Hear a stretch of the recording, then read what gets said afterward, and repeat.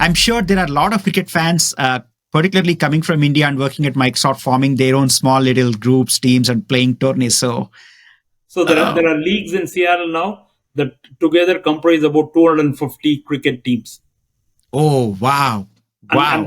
these are people regularly playing every weekend or every other weekend, and going and competing against each. These are all what I call not professional, but people who are passionate about cricket and the other interesting thing I should call out is there are probably about 35 to 40 women's only cricket teams in Seattle.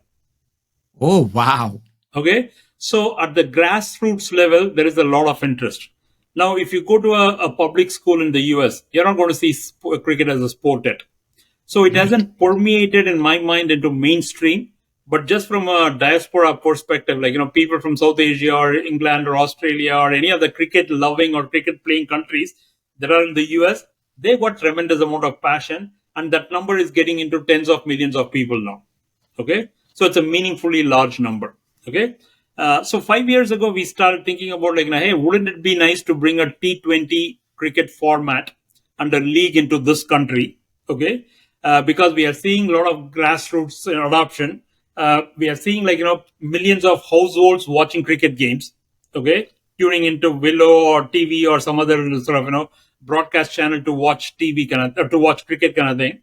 And you see the emergence of what I call people just wanting to play cricket, and more importantly thinking about hey, what are the opportunities for their kids to get to learn the game right from a young age, right? You see all of these kind of things. So we felt hey, this was the right time for us to figure out how we can bring this sport in a little more in a programmatic way in this country. Okay, the pandemic happened in between. Okay, in some sense there was a blessing in disguise, because that gave us the opportunity to say hey, let's do more effort at the ground, at the grassroots level. For example, today you have probably 30 or 40 cricket academies in the country.